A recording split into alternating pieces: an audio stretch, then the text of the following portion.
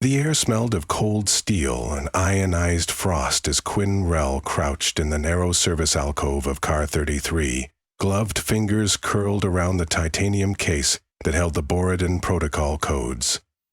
Above her, the Polar Bolt Express knifed through the Arctic night at Mach 3.7, its superconducting cushions hissing against the magtrek, the hull ringing with a deep, throaty hum that travelers romanticized as the chorus of the pole. Quinn heard only risk in it, a resonance that could mask incoming footsteps, a vibration that could blur the subtle scrape of a boarding clamp. Every sense was calibrated for threat, because threats had followed her line of work since the day she learned to ride rails instead of sit inside them. The heads-up display in her visor flashed a proximity warning. An unscheduled mass clinging to the train 2 cars forward, the overlay painted an amber silhouette on her retinas, rippling like a ghost against the structural grid. For a heartbeat, she hoped it was merely an ice fin forming where the thermal vents met the 90-degree polar crosswind. But the silhouette was moving, and ice did not move with intention. Someone had managed to latch onto the bolt mid-stride. That meant grapples fired from an orbital drone or a suborbital shuttle, equipment only a state-level saboteur team could field. The case in her hand suddenly felt heavier, not because its encrypted quantum crystals weighed much, but because of what they unlocked. A climate seeker that kept the Atlantic jet stream obedient. If those codes fell into the wrong hands, half the northern hemisphere would become bargaining chips. Quinn unclipped the magnetic holster from her thigh and drew the short, wicked arc of a rail rider's kukri. She ghosted toward the hatch, pulse steady in her ears. A distant jolt rattled the chassis. Someone had triggered an exterior hatch override. She tasted copper on her tongue as adrenaline sluiced through her blood. Miles behind, a cabin attendant would be apologizing to tourists for the turbulence. Let them sip cocoa and marvel at auroras. Her battlefield was a carbon polymer roof, slick with rime and racing faster than sound. She kicked the hatch lever, felt the wind yank it upward, and climbed into the maelstrom. The world outside was an endless ribbon of polar darkness, broken by ribbons of green light rippling in the sky. Air blasted around the train's fuselage hard enough to bruise lungs. Quinn's suit compensated, feeding warm, recycled oxygen through narrow tubes along her jawline. But even so, her teeth rattled. She slapped her boots down. Each sole flowered into electromag spikes that welded for half a second before releasing, a rhythm any rail rider knew by instinct: cling, release, glide, cling again. 4 shapes loomed ahead, crouched between aerodynamic ridges. Their suits shimmered with adaptive camouflage, aurora colors cascading over them. Quinn dropped flat behind a sensor blister, her visor magnified. She countered 3 saboteurs with flechette carbons and 1 bulky figure hunched over an access panel, hands submerged elbow-deep in wiring. Sparks spat into the night, and alarms fed through her net, engine telemetry rerouting, fail-safes disengaging. They weren't just here to steal codes, they meant to wreck the bolt itself. Quinn opened a tight beam channel to control. Static. The attackers were running a broad-spectrum muffler. If main ops couldn't spot the incursion, she was alone until she fixed it.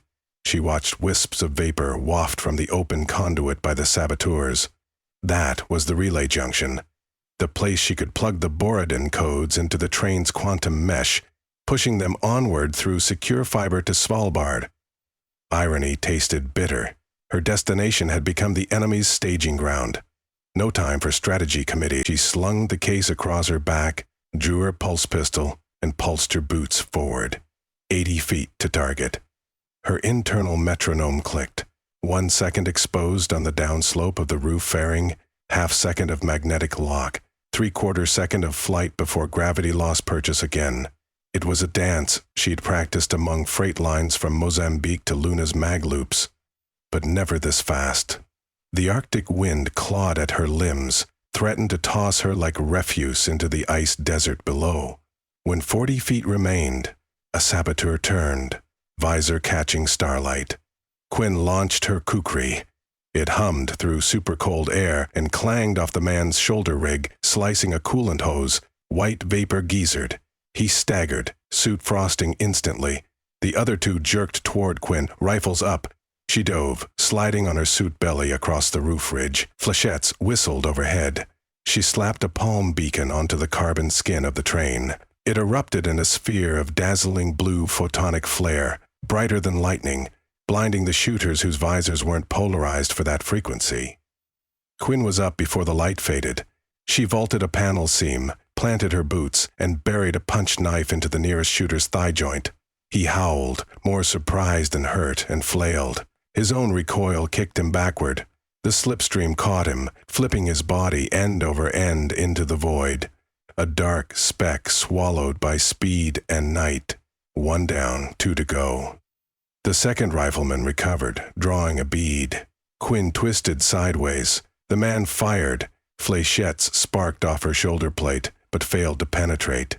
She slammed her pistol into his visor and pulled the trigger. The sonic dart fractured transparent graphene. The impact foam inside his helmet ballooned. He toppled unconscious across a panel vent. Only the hulking engineer remained, still bent over the relay, wires glimmering around his gauntlets. He looked up at Quinn with glacier-cold eyes behind a reinforced mask. Instead of drawing a weapon, he triggered something below the relay. The train juddered. On Quinn's HUD, a red cascade. Propulsion override. The saboteur had sent an instruction forcing the maglev coils into braking mode. At this speed, an abrupt coil inversion could tear half the cars apart. Quinn sprinted. The bigger man rose to meet her, arms wide, wearing a heavy exoskeletal frame that whined as motors flexed. She ducked the first swing, a haymaker that could have punched through composite plating. The second arm came like a battering ram. She locked it at the elbow, planted her boots, and leveraged the man's own momentum to pivot him toward the relay cavity. They slammed together into a tangle of cables. Sparks burst, ozone burned. The suit's exoframe shorted, freezing the saboteur in a rigid pose. She had seconds before the propulsion command cascaded past the local junction. Quinn fished the courier case off her back, snapped it open, and pulled the diamond pin that armed the code module. The module required biometric concurrency to her pulse, her ocular signature, and a direct neural handshake. She bit her lower lip. Each second wasted was a kilometer flown. She jacked the module's tether into the still limb port.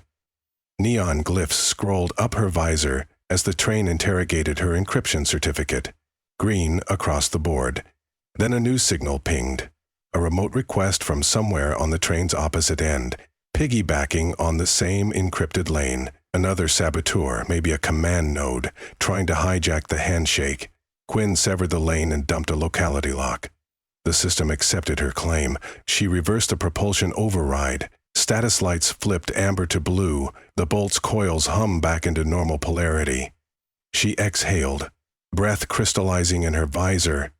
At that exact moment, a railcar cannon blast shook the roof. Far behind, Car 47 vanished in a rolling fireball of exploded hydrogen cells, bright enough to silhouette the entire train against the snow plains. The saboteur team was larger than she'd hoped, and their plan broader. If they couldn't seize the codes, they would derail the bolt and scatter its cargo in pieces. Quinn patched voice only to the train's underbody. Maintenance Spider's little AI drones, tasked with boring chores. To her relief, internal network channels still functioned. Priority override. Command Ragdoll, begin structural sweep for charges and cut them loose. The drones acknowledged with trills. Another figure hoisted over the front ridge of Car 32, cloak whipping like tattered black flame. Where did they keep coming from? Quinn's hand dropped to her thigh, but found no pistol. She must have lost it during the melee. She recovered her kukri from the ice where it lay stuck. The newcomer advanced, leveling a sleek coil gun. Visor mirrored, body language poised and relaxed. The leader. A voice crackled across an open channel, audible over the wind. Courier Quinn Rel, you are outgunned, outmanned, and your train is perforated with charges. Throw the case and walk away. Quinn's laughter was pure frostbite. Funny. I already opened the box. Codes are transmitted and sealed. All your fireworks can do now is delay coffee service." The leader's head tilted. She glimpsed a slender jaw under the visor, female, maybe her age. "You're lying. Verification protocols take 9 minutes on that antiquated rail mesh." 9 minutes. Quinn hadn't considered handshake latency across 38 linked cars. The codes were still uploading. The saboteurs could still intercept. Her chest constricted. "I can see doubt in your stance," the leader said. "Toss the case over the side and we vanish. Keep it and we open every hull compartment. Think how many passengers you'll watch bleed into vacuum." The threat wasn't idle. Some cars operated at thin air pressure to reduce drag. A line breach could decompress half the compartments. Quinn returned her kukri to a reverse grip. "You won't shoot me. Coil rounds might pierce the maglev collar. Station control would read the power spike and plow us in." "Optimistic," the leader's rifle hummed. Quinn pivoted, launched herself forward and hurled her blade. The leader fired. The coil slug tore across Quinn's shoulder, spinning her, but she'd intended the dodge. The kukri clipped the leader's rifle, shattering its induction rails. Metal shrieked. Quinn tackled her. They skidded, boots carving scorched lines as magnets struggled for hold. The leader's visor slammed the roof. Ice cracked. Quinn drove an elbow into her throat mic. The woman squirmed, triggered a wrist blade that lashed toward Quinn's face. Quinn rolled sideways. The blade kissed her helmet, engraving a groove. She ripped out the blade assembly, flung it into the slipstream. They wrestled, suits grinding, their fight dwarfed by the northern lights undulating overhead like silent spectators. Downline, maintenance spiders reported 2 bombs. Jettisoned, 3 still seeking. Frustration clawed at Quinn. She locked her legs around the leader's torso and flexed, hyperextending joints, until the woman hissed. "Call off your team," Quinn barked. The leader spat blood, eyes glinting. "It's bigger than you, than any of you Southbourne pawns. The world tilts, we tilt it back." Ideology, Quinn thought. The worst fuel. No bargaining. The leader headbutted. The impact cracked Quinn's visor spiderweb thin. Frigid air blasted across her cheeks. Alarm shrieked inside her helmet. Instinct forced her off the woman before her suit lost full pressure. She slapped a molecular patch over the crack. The leader scrambled upright, retrieving a shock baton. Electric arcs leaped. Quinn's limbs tingled with cold, seeping through compromised insulation. She grabbed a severed vent cable, copper shimmering, and in one motion wrapped it around her forearm. She feinted left, drew the leader in, and caught the baton against the cable. Electricity surged up the copper, but Quinn's suit grounded into the trained skin. The leader got the uninsulated handle. She screamed as current convulsed her body, muscles locking. Quinn shoved her backward. The leader toppled off the roof, tetherline whipping taut. She'd anchored herself. Good. Let her dangle. Quinn crawled to the relay to monitor transfer progress. 5 minutes in, 4 to go. Longest 4 minutes of her life. She pinged the spiders. 1 bomb found lodged under the galley car. 2 missing. Passenger cars 38 through 41 were technical shadows, zones without crawler railing. She would have to go inside. A hatch pang echoed behind her. Car 33's dorsal door. 2 fresh saboteurs emerged, 1 brandishing a magnetic limpet launcher. Quinn cursed. She'd warned the bots to guard hatches, but they were busy underbelly. She bolted, sliding down the curvature toward Car 34. The men fired limpets that exploded into adhesive tar and razor nets. 1 caught her boot, locking magnets. She sliced the web, ditching the boot, landing with 1 bare carbon fiber sock on ice. Pain stabbed as the cold bit through. She yanked a thermal flare from her belt, thumbed it alive, and hurled. The flare stuck to a limpid man's chest, dazzling white. He recoiled. Quinn used the distraction to reach the gap between cars, clasped a ladder rung, and dropped to the maintenance catwalk at pressurized level. Interior lights were red emergency strips. The usual hum of lounge compartments had been replaced by a hush, Passengers corralled into seats by confused attendants. Quinn jogged, bleeding warmth, one boot sparking on aluminum gratings. She passed compartments where families pressed faces to glass, even as staff tried to calm them with reminders of Aurora sightseeing packages. She wished she had time to reassure them. Instead, she keyed Rhea security codes into a side panel and opened a crawl space beneath the floor. Down on her belly again, she shimmied through cables until she reached the galley underbelly. The bomb glinted hexagonal, with a reservoir of super-oxygen slush and thermite triggers. She recognized design, Nuglefar Collective Sabotage Kit. The primer countdown showed 2:11. She lacked a disarm toolset. So she cut the mounting hooks with her vibroblade, kicked the bomb free of the carriage and watched it whirl into snowy oblivion. One left. 2 minutes until code confirmation. She climbed out, heart hammering audibly in ears. Her muscles ached from micro-tremors caused by constant vibration.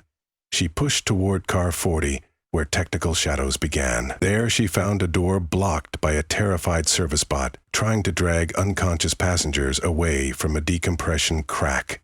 Wind shrieked through a pinhole. Frost spidered across walls. Quinn patched epoxy over the hole and thanked the bot. Bomb. Its sensor eyes blinked affirmative. It projected a map. Final bomb and freight hold of car 42, near cryo crates of vaccine stock for nuke. Everything seemed to slow. She had 90 seconds, less once she reached the car. The codes would confirm or fail if the train derailed. She sprinted, lungs burning. Doorways parted via override. Passengers stared, some praying, some filming her with smart lenses. She barreled through cargo bay doors and saw the bomb under a rack of delicate glass cryopods each, containing enough vaccine to shield a town. If she jettisoned the bomb, the pods might shatter when exposed, lose the vaccine or lose the train. A devil's coin. She checked the timer. 0:47 dots. Not enough. She keyed hatch controls, unlatched the cargo floor ramp. Polar air roared in. She lashed a tie-down cable across the vaccine rack, then grabbed the bomb. It adhered greedily to her suit via electromag. She wrestled, pried, cursed. 30 seconds. She could fling herself with the bomb and rely on suit thrusters to glide along until pickup if rescue arrived before her air ran out. 25. She glimpsed a reinforced travel crate stamped with the rail company logo. Empty. She kicked it onto the ramp pivot so it wedged halfway outside, forming a crude blast chock. She wedged the bomb inside, slammed the lid, and jammed her last flare under the latch as an improvisational fuse lens. 10 seconds. She heaved the crate over the lip and out into the abyss. It tumbled, end over end, into darkness. She hit the ramp control. Doors slammed right as a muffled whoomph vibrated the car. Alarms ceased. Cargo nets swayed. She collapsed, finally feeling the fire of her wound. Blood had frozen around edges of the shoulder gouge, crackling as she flexed. Her visor pinged. Borodine protocol confirmed. 9 minutes, 3 seconds. Svalbard Corps acknowledged receipt. The codes were safe. Quinn allowed herself a moment, eyes shut, as adrenaline ebbed. Then an urgent prompt flared. Train control, requesting exterior confirmation. She sighed. Work never ended. She limped back up access ladders to the roof. Sky was pale now. Dawn ghosting across ice fields. The saboteur leader's tether hung empty, apparently snapped or cut. No trace of the body. The other intruders were lost to the blizzard of the train's wake. A dozen drone pods buzzed overhead. Rail company security arriving late to the scene. Quinn wiped frost from her visor and raised 2 fingers. The silent rail rider salute. Her breath fogged shot away. A voice cracked through final mile comms. Courier Rel, divert to medical once we dock in Murmansk. And thank you. She clipped herself into a harness and settled as the Polar Bolt Express thundered onward, still whole, still singing its baritone hymn. Somewhere below, families returned to Coco, never knowing how close their journey came to ending.